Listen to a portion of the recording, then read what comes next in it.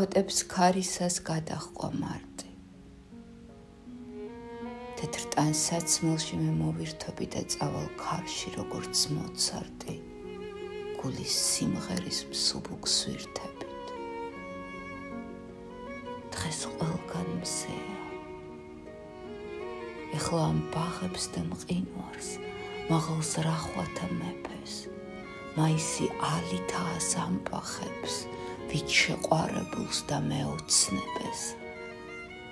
ჩვენ გვირგვინები გვაქვს ოდნავ მსგავსი, ლამაზი შუქთა მარადი მთებით.